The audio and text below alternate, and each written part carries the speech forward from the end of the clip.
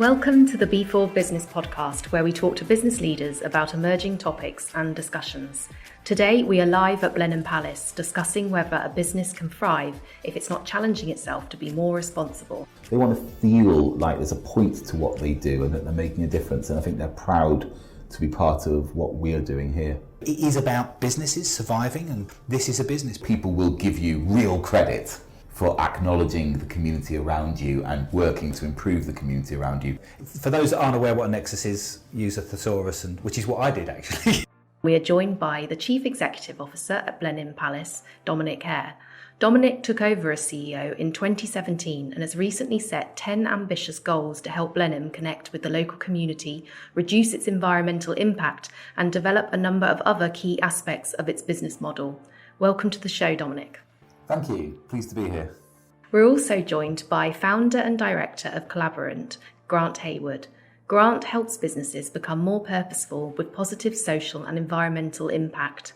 Grant also wears many other hats, including offering support and promotion for social enterprise, B Corps, and enterprising charities. Thank you for joining us, Grant. Thank you. So we're tackling a big topic today. Businesses challenge themselves to be more responsible, and we're going to be discussing what our guests are doing in this area, their advice, and how we can all do more to be forces for good. So we're going to jump straight into the questions. Grant, I'm sure you'll be able to help with this one. We quite often hear people talking about being sustainable or being responsible, but what do all of these terms actually mean? It's a really good question, because I've had a challenge with that. You know, I spent 30 years in the corporate world, and I've been in this wonderful world for 10 years now, and I used to use words like responsible business, and a lot of people still do. I don't now. I really try not to, because who would want to run an irresponsible business? I don't think anyone would. And I think for me to try to tell people they need to be more responsible isn't the right thing to do. I think in terms of corporate social responsibility, I think it's a fantastic opportunity, but I struggle with that too. And the reason I struggle with that is that I think it's underutilised. I think it's misunderstood. I think both in terms of charities as well. Quite often you'll see charities go into a business and saying, how about fulfilling your corporate social responsibilities by giving us this amount of money or something? Now, there are activities now that are about fundraising or about perhaps staff helping charities. But I think a lot of people think that CSR begins and ends there, where it's a much deeper and wider thing. You know, the way that workforces are embraced and engaged and within organisations, certainly the environmental issues and community as well. But I also think the supply chain, and I know this is something that Blenheim embrace really well, that the way we can leverage supply chain both up and down, and organisations can use that to actually make more positive impact. So CSR is something that I think is really important, but people misunderstand it. So I think I tend to use purposeful more now and mission driven. So businesses with a much more focused, you know, it is about businesses surviving, and Dom makes that very clear. This is a business. People don't see this as a business, but it is. But it's about the way you go about your business and using that business as a force for good. And interestingly, actually, I think it was Milton Friedman a few years ago, a US economist, who suggested that the sole responsibility of a business was to make profits for the shareholders, but as long as it's within the rules. And that's definitely being contested now. And I think businesses are recognising that it is about making money, but it's how you make the money and what you do with the money. For me, sustainable is the ability to carry on a thing. I could take a pot of money. If someone gave me £10 million, I could choose to build a number of truly affordable homes for local people that they could actually afford. Maybe I could choose to build 100. Then I stop. I can't do it anymore. So for us, a sustainable business model is one that we can continue. So if we can create a model that makes it profitable for landowners to deliver truly affordable housing, you won't stop them doing it. It's not that they can continue. You know, laws wouldn't stop them doing it. If there's a way they can make money addressing a really pressing problem for the local area, they'll keep going. And that's true on the broader level of sustainability. You know, if our business cannot continue to function without harming the environment, we won't be able to do it in the end.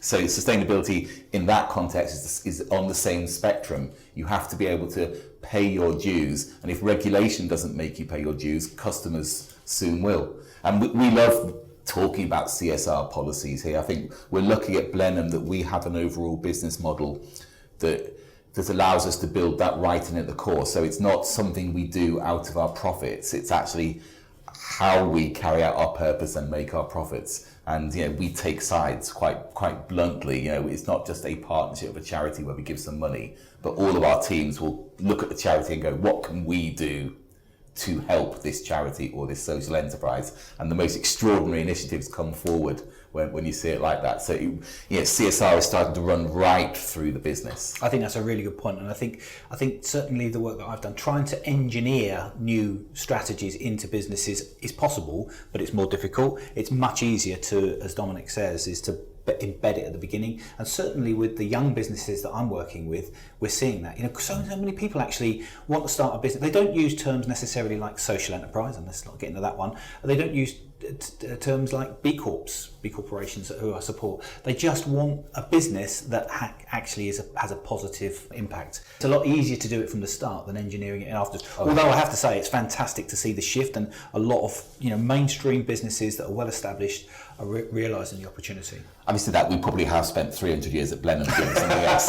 It's quite a late swerve. Well, it's an interesting point because actually this isn't new. If you think about it and you go back over years, you look at the likes of Cadbury and you look at the likes of Unilever or Lever Hume as it was, and they were building villages for their workforce and stuff like that. So I think we're seeing a bit of a cycle and a bit of rejuvenation. Coming back to you, Dominic, I think it was something like 40% of millennials polled in a survey recently said that the goals of businesses should be to improve society. Do you think it matters more than ever to have a community and environmental strategy in place? Oh, for sure. We're doing staff updates at the moment. We're talking quite a lot in them about the speed of change in this respect. I think a year ago still, people would come to Blenheim and they'd pat you on the back and say, oh, brilliant, you have proper coffee cups, not disposables, and you stop putting plastic straws out, and we love your electric cars whizzing around the place, and that you don't send that much to landfill.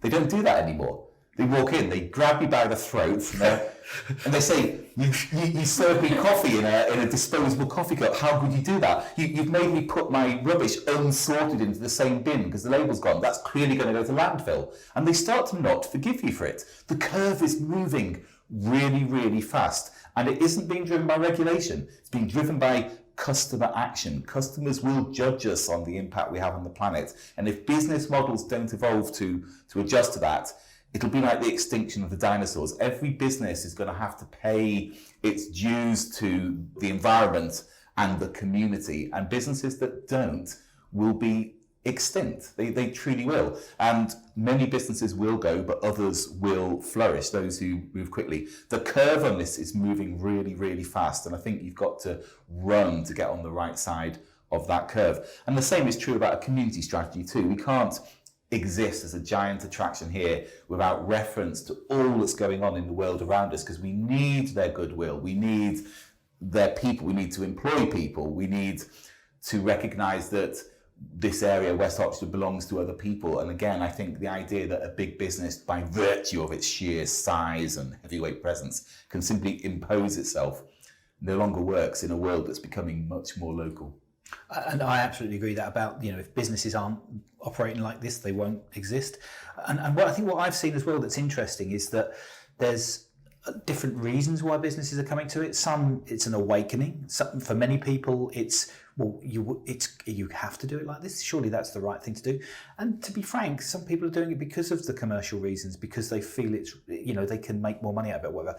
I don't or that they stand more chance of attracting more customers. I don't really have a problem with the reason that people do it, but because I know full well, and I've seen it, that when people do it, they'll understand it's the right thing to do. So, yeah.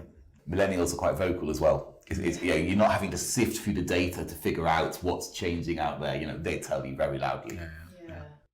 Still to come on the B4 Business podcast. Too many businesses look at it as an add-on. All businesses have to have a purpose of some description. Do you want to find out more about Nexus? Why not come along to one of our monthly introduction events starting in January at Jury's Inn? To register, visit b4nexus.eventbrite.com. Have you seen a shift for businesses to be more involved in the community in which it operates? We are seeing that shift. I think it lags the green shift. But again, I think the demand is there for people to take a more inclusive view of the community and the economy around them. Businesses aren't going to be supranational forever.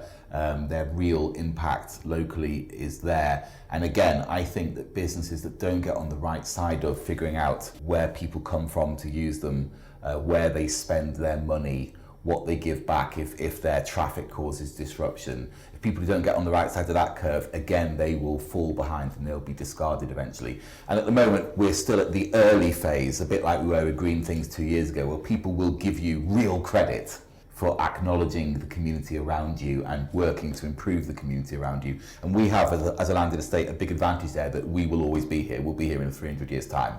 We have this big advantage, but I think that curve will move quickly too, and businesses that don't really consciously promote the area around them and look after people around them, I think they will start to struggle. With this in mind, Grant, do you think profit and purpose are opposing objectives or mutually beneficial? Absolutely not opposing, and I think some people, in fact, interestingly, I judged a business awards recently, and I was speaking to one company that sort of said, of course we can afford to do this now because we've got to a certain level and we can do it. Too many businesses look at it as an add-on, whereas if it's embedded within the businesses and that's the way it will go, not only is it easier to do, it becomes more natural and it's more sustainable, to cover the point that Dom made before. So absolutely, definitely not separate. As we've said already, businesses that don't do this stuff won't exist. And I think profit is what you get when you carry out your purpose really well. Yeah. All businesses have to have a purpose of some description, and profit is the end result. I think businesses that just simply exist to make a profit struggle because they do not have that linear progression. And Grant, do you think that being a responsible business makes a difference to the recruitment and retention of employees?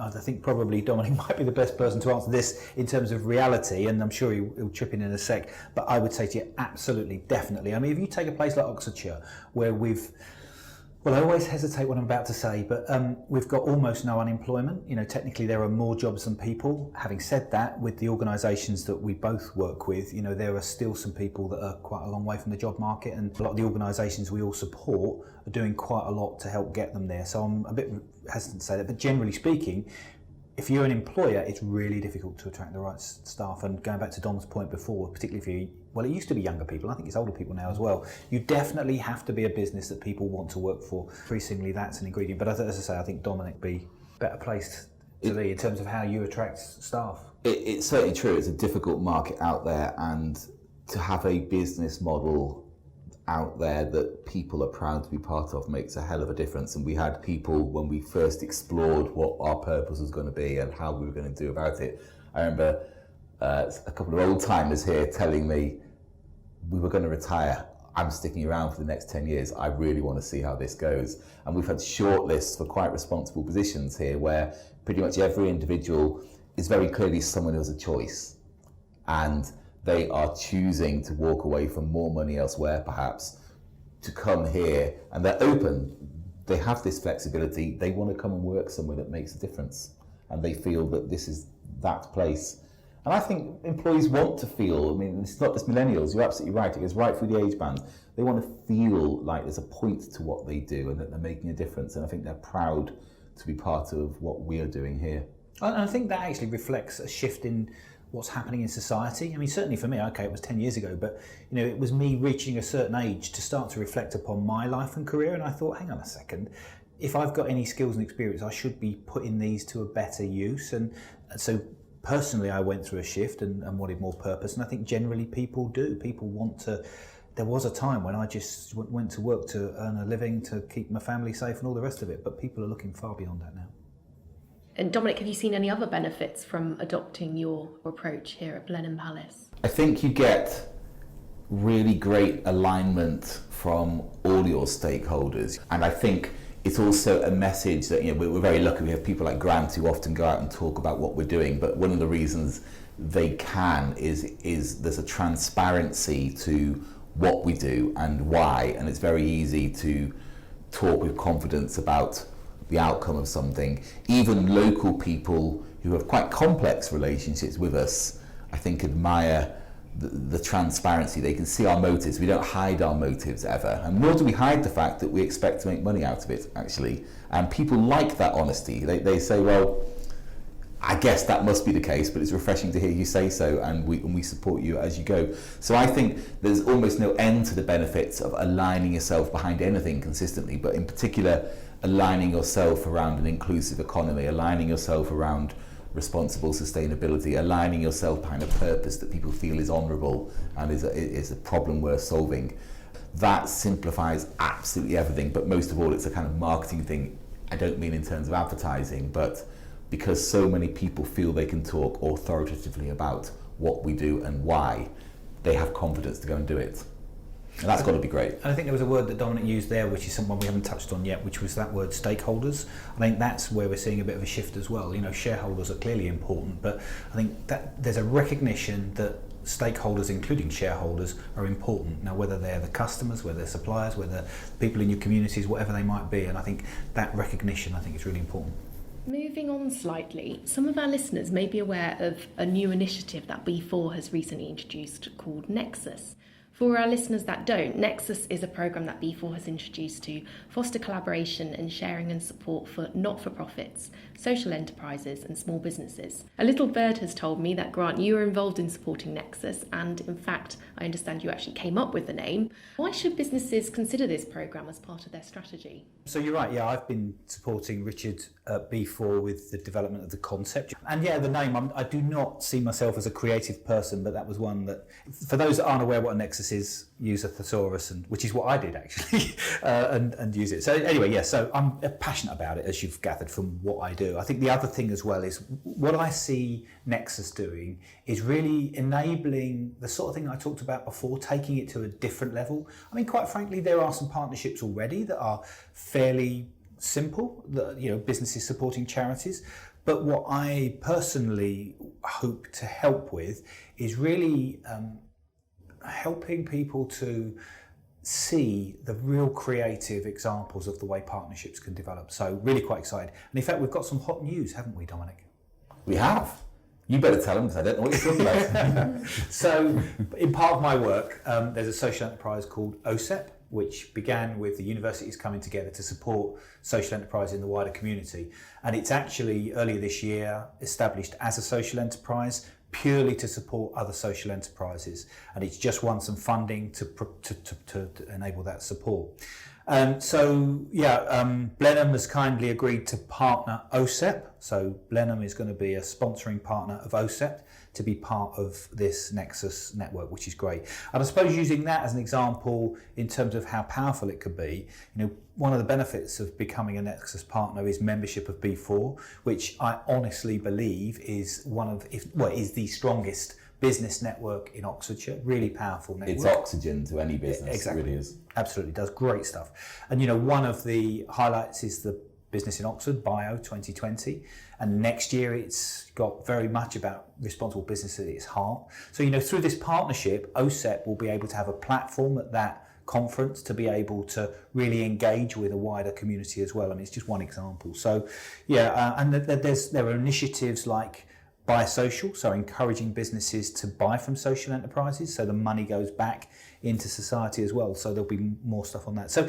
they're the sort of creative, almost commercial opportunities that can be developed through Nexus. So I'm really excited about it. And this isn't just about Blenheim and OSEP. You know, I really am keen to carry on supporting Richard and B4 and those partners that come to Nexus. And I'm very keen to help them start to see some of the opportunities that they can develop. I think we do this both with charities and with small businesses, startups. And the benefit that you get across the business by giving your teams the opportunity to engage with these great causes, whether it's making a difference to a fledgling business or helping a charity or not-for-profit simply fulfill its mission, we find people flock from all over the business. And yes, they raise funds, but you have marketing and digital teams creating new websites, creating digital tools to allow that charity to fulfill its mission.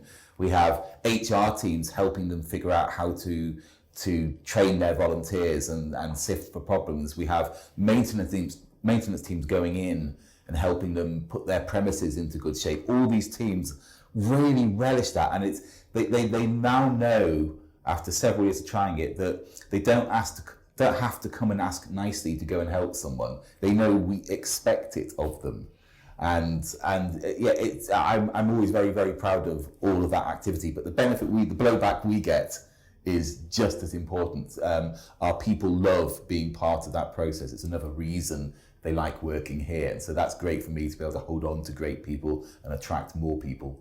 And I think actually, I'm glad you mentioned it, Dominic, because I'd forgotten, but I think that's something that I've been passionate about as well. As much as I'm really keen for that whole business and social enterprise charity relationship, that it's the bigger business, smaller business thing. You know, the B4 is about collaboration, building bridges between businesses. And I think that's my point is Nexus is great for that business and community stuff, but it's also good for community and business. And, you know, there are a lot of bigger businesses that can be supported by smaller fleet of foot businesses that benefits the bigger business and the smaller independents, like you and me, Emma. Well, if people do want to find out how they can get involved, they can visit b4-business.com. I have another question for Dominic now as we come to the final part of our show. Dominic, do you think it's possible for a smaller business to have a strategy similar to Blenheim's that enables it to make a more positive difference to the community and the wider world? I think it's probably somewhere between it's certainly possible and it's possibly essential. I know from all these smaller businesses I deal with that they can make a big difference. Now, Blenheim has a unique franchise in a sense, like all landed estates, that we are physically grounded in a particular location. So how we improve that geography and the human geography there will accrue to us in the long run. But any business, for example, can probably do something like hire apprentices and train apprentices. And almost the most productive thing any business can do is train an apprentice in life-changing skills. I can't remember what the ratio is, but it's something like £8 for every pound spent of value created. If you think about it, you're teaching someone with nothing to have skills that will sustain them economically for life and sustain their family. It's a hugely productive contribution, and I think if nothing else, all businesses should be looking for every opportunity to work with apprentices. And don't forget, the reverse flow on that is enthusiastic, bright people committed to building a future for themselves are the lifeblood of any business anyway. But moving on, is it essential? I think customer pressure is really building. I mean, specifically in the green space now, but I think it will flow through inclusive economy and other things. It is building to make businesses earn the right to be traded with. And people very much are starting to make selections when it comes to buying decisions and choosing to support not necessarily the cheapest supplier, but the supplier who's seen to give the most back. Grant Hayward, what advice would you give to a leader who wants to drive an organisational and cultural shift? Well, the first thing I say is I never give advice. I've got an opinion, I've got lots of strong opinions, but I never give advice. But I do think what's really important, I mean, there were a number of things, we could spend a long time on this, but just to pick out a couple of them, one is most definitely staff engagement, is you've got to get staff involved and a deep and early level. I think that's really important. I'd also say the B4 community, you know, it's shifting from what I knew it as when I first come across it. So I'd encourage businesses to engage with the B4 community and be part of that. But I think in terms of its approach, I don't think it should focus on what it's there for and think about what it's there for. And I think also perhaps review what it's there for, because if you're building widgets, you might think I'm just here to make money and build widgets, but there are ways in which you can do that, as we've discussed, that can actually also include purpose in a very positive way for society and in the environment as well. So that's what I would say, is review what you're doing, look at ways in which you can do it in a way that is not only good for business but also good for society. I think, I'd agree with all of that, and I think one of the things that served us well is I think you have to really capture the essence of your story so that everyone who hears it remembers it and understands exactly how you're going from whatever the business activity here is to that end goal. When people can understand it clearly, and as a leader of that kind of change, you have to say it so often, you think you're going insane, and you imagine your staff are all groaning and thinking, oh, not again. But actually, they're hearing it sort of 8 months apart, 10 months apart, and you need to keep tuning people back in. And we spend a lot of time repeating these stories, making sure everybody is completely grounded, and also sharing the news, because Blenheim is quite a wide, complex business. Just because we've done a great thing over here is not necessarily known by people on the other side of the business. So constantly spending time communicating the story, the vision, the purpose, and the best practice that's going on is really important to maintaining that momentum, because all of us have that moment when you're exhausted, things aren't going your way and your head drops, and you mustn't ever lose track of that vision. I was just going to say, thinking about that actually, because what Dominic's really touching on there is much more about culture, which I think is really important, and definitely the culture is absolutely essential. But just actually thinking about it, reflecting it now from a practical point of view, I mentioned them before, but B Corps, so that's the letter B Corps. I'd urge anyone interested that haven't heard of them, just check out B Corps. But the other thing to do as well is that they have a free online assessment tool, and it's called the letter B Impact Assessment. So B Impact Assessment is a free online tool, and it's a great way of analysing your business and helping you think about the sorts of the improvements you can make into your business to have a very robust business model. So that's a tip for anyone interested in this. Could you explain what a B Corp is for those that might not know? No, absolutely right. So, we've talked about charities and we've talked about social enterprise. A social enterprise is a business that puts its profits back into its organisation, at least 50% of them. A B Corporation is a private limited business, but what it absolutely does, we talked before also about, some of the cynicism around corporate social responsibility. It's easy for a business to say it's doing certain things, but what a B Corp does is that it measures itself using that tool. It's then independently verified, and then what it actually does is it embeds within its articles of association an absolute commitment to continue to do that, and it becomes transparent and accountable for those. And it goes back to what Dominic said before, it's placing their stakeholders at the same level as shareholders as well. So worth looking at. Some big names it's a movement across the world worth looking at. I've seen some big businesses as well actually having that as an objective to achieve in the future. Yeah, and it's a challenge, and I'm supporting businesses to help to get there, and businesses that I know that are very ethical aren't there. And it sounds a relatively low bar, but it's difficult to get to.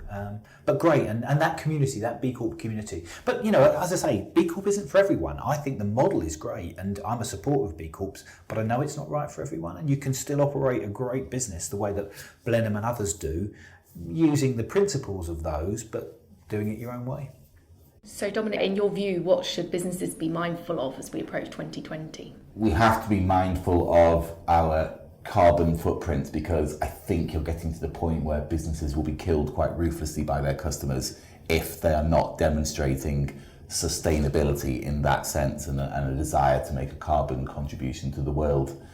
I think the inclusive economy will follow quickly behind that. Customers will judge and expect all businesses to be seen to account for themselves, to the community around them, and to be contributing to that community.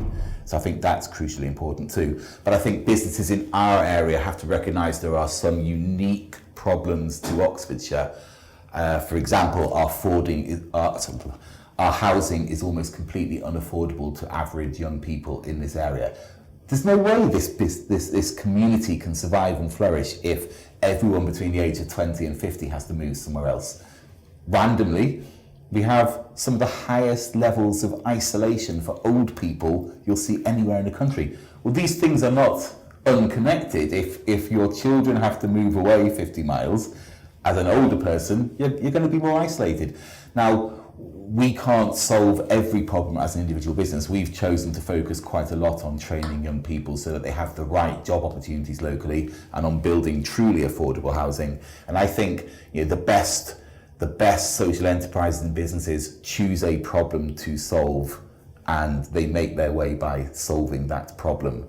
And I think I would urge any business listening to be clear about what problem they think they're solving or capable of solving, and have a good full-blooded go at solving it, because I think customers will reward and acknowledge that. Dominic's used the phrase quite a few times, and just in case people listening aren't too sure, but the inclusive economy, that's the thing I'd flag, is that people don't perhaps understand what that might be. We've got one of the strongest economies in the country, yet, as Dominic's pointed out, we've got areas of deprivation, we've got poor educational attainment, there's all those sorts of things. And there is a definite shift now at central government, local government level, and I think just through business as well, that we need to make the economy one that truly works for everyone. And I think it does go across party as well, and I think that is essential. And I think businesses, whilst not only is it right, but I think businesses might struggle with, say, well, how do we do that then? And there are a number of initiatives. So I think, without going into all of those there, that's the one thing that I would look out for. But I'd also say it's opportunity to engage through that sort of agenda to be able to do more positive stuff. You've got things like the Social Value Act now, so encouraging anyone spending public sector money to be looking at the social value that could be added, so spending some of that money perhaps with social enterprises and charities. And you're going to see that come through the supply chain. So even small businesses that don't have direct dealings with public sector money will be asked questions of what they're doing in society to be able to win contracts as well. So that's opportunity for business as far as I'm concerned. I have to say, one of our fellow landed estates, Chatsworth, which is treading a very similar path now, and they have asked all their suppliers to certify several things to them. One's about slavery in the supply chain, but another is about their contribution to the community around them. Now, I guess in practice, many of the suppliers could give slightly flippant answers or answers that can't really be verified. But the moment suppliers see people like Chatsworth and other customers saying, this matters to us, talk to us about it, it just pushes people towards the edge of thinking, maybe there's something in that, and actually maybe I better get ahead of that, even if I'm not doing it now. More and more people are looking hard at this, and I think it's a standard we'll all have to carry, and quite rightly too. I think you're right. I think that's the point, because if people come back with cynical remarks when they hear that, but just as you've said, the fact that people are having those conversations now is making people think differently and act differently. That's it for us today. I'd like to thank Dominic and Grant for their time, and to you for listening. If you'd like to join in the discussion or contact us, tweet at B4 Magazine. You can also let us know if you have any ideas for future programmes, or if you would like to be a guest like Dominic and Grant. We'll be back with another podcast next month. Come to Bio 2020 from the 2nd to the 4th of June 2020. Attend the biggest business and networking event in Oxfordshire. For sponsorship, exhibitions, speaking and ticket information, please visit businessinoxford.com.